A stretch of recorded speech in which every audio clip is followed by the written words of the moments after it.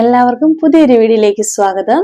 ഞാൻ ഇന്ന് വന്നിരിക്കുന്നത് ഞാൻ കഴിഞ്ഞ വീഡിയോയിൽ പറഞ്ഞതുപോലെ തന്നെ ഡിസംബർ 19-ാം തീയതി കുറെ പേർക്കൊക്കെ ഒരു സൂം ഫോളോ അപ്പ് മീറ്റിംഗ് പറഞ്ഞിരുന്നെന്ന് പറഞ്ഞു. എന്തുകൊണ്ടാണ് അവർക്ക് സെലക്ട് ആയ മെയിൽ വരാതെ ഫോളോ അപ്പ് മീറ്റിംഗ് നടത്തിയതെന്നുള്ള കുറെ ക്വസ്റ്റ്യനുകൾ അവരും എന്നോട് ചോദിച്ചായിരുന്നു. ഞാൻ ഈ വീഡിയോ ഇട്ടതിന് ശേഷം കുറെ പേർ എന്നെ പേഴ്സണൽ മെസ്സേജ് അയച്ചായിരുന്നു. ഇനി അവർക്കും അങ്ങനെ ആകുമോ എന്നുള്ള കാര്യങ്ങൾ. 19-ാം തീയതി അവരുടെ മീറ്റിംഗ് എങ്ങനെയായിരുന്നെന്നും അവര് അതിൽ സെലക്ട് ആയി എന്നുള്ള കാര്യങ്ങളാണ് ഇതിൽ പറയുന്നത്. അതിനോടൊപ്പം കുറെ പേര് എന്നോട് ചോദിച്ചിരുന്നു, NIC റിസൾട്ട് പബ്ലിഷ് ചെയ്തോ, NIC-കാരെ ആരെങ്കിലും എടുത്തിട്ടുണ്ടോ എന്നുള്ള കാര്യം കേട്ടോ. അപ്പൊ അതുകൂടെ ഞാൻ ഈ വീഡിയോയിൽ ഉൾപ്പെടുത്തിയിട്ടുണ്ട് കേട്ടോ. അതുപോലെ തന്നെ ഇപ്പോൾ ഒരു ഇന്റർവ്യൂ മാത്രമല്ല, 1-2 ഇന്റർവ്യൂ കഴിഞ്ഞതിന് ശേഷമാണ് ഇപ്പോൾ സെലക്ഷൻ നടക്കുന്നത്.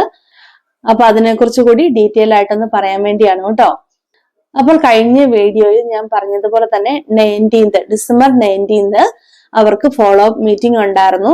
ഞാൻ ആ വീഡിയോയിൽ പറഞ്ഞിരുന്നു, ഒരുപക്ഷെ ഷോർട്ട് ലിസ്റ്റ് ചെയ്തതുകൊണ്ടാവാം അവർക്ക് മാത്രം അങ്ങനെ ഒരു മെയിൽ വന്നതെന്ന്.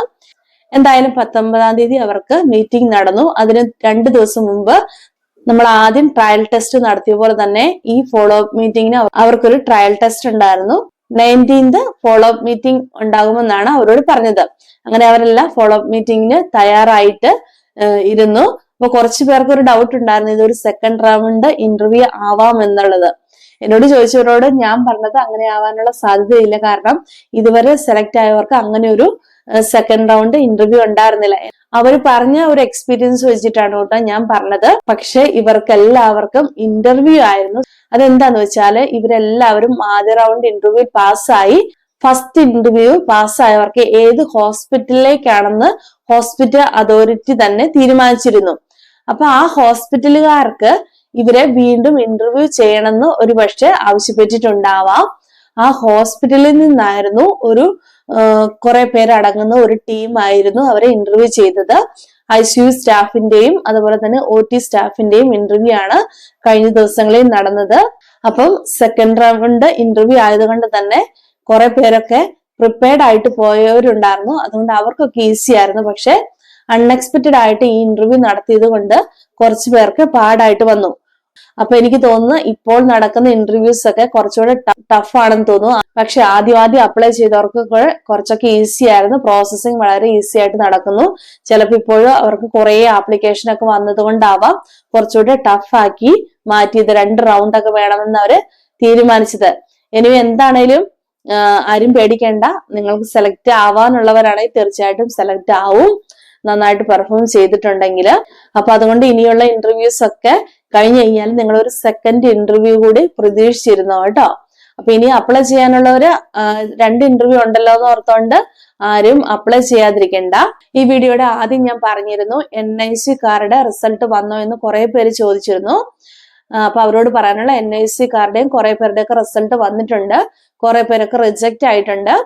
ഈ സെക്കൻഡ് ഇന്റർവ്യൂ നടന്നവരിൽ NIC സ്റ്റാഫും ഉണ്ട്, ICU സ്റ്റാഫ് ഉണ്ട്, അതുപോലെ OT സ്റ്റാഫ് ഉണ്ട് കേട്ടോ. ICU ഇന്റർവ്യൂ കഴിഞ്ഞവര് വെയിറ്റ് ചെയ്യുക. ഒരു പക്ഷെ ഓരോ ആഴ്ചയിലെ റിസൾട്ട് ആയിരിക്കും അവരിങ്ങനെ പബ്ലിഷ് ചെയ്തുകൊണ്ടിരിക്കുന്നത്, ഒരുമിച്ചായിരിക്കില്ല. റിജക്റ്റ് ആയി എന്നുള്ള മെയിലും കുറെ പേർക്ക് വന്നിട്ടുണ്ട്. അതുകൊണ്ട് എല്ലാവർക്കും റിജക്റ്റ് ആയാലും സെലക്ട് ആയാലും മെയിൽ വരാനാണ് സാധ്യത കേട്ടോ. അപ്പൊ എന്താണേലും വെയിറ്റ് ചെയ്യുക നിങ്ങള്. പിന്നെ എനിക്ക് മനസ്സിലായത് അവരിപ്പം ഹോങ്കോങ്ങില് നിങ്ങൾക്ക് എല്ലാവർക്കും അറിയാം ഒരു ഇംഗ്ലീഷ് സ്പീക്കിംഗ് കൺട്രി അല്ലാത്തത് കൊണ്ടാവാം അവർ ആദ്യം OT സ്റ്റാഫിനെ എടുത്തത്, പിന്നെ ICU സ്റ്റാഫ്. ഈ 2 ഡിപ്പാർട്ട്മെന്റിലേക്കാണ് തോന്നുന്നു അവർ ആദ്യം ഇന്റർവ്യൂ എടുത്തിരിക്കുന്നത്. കാരണം ഒരു പക്ഷെ അവർക്കും ട്രയൽ ഒന്ന് ചെയ്യണമായിരിക്കും.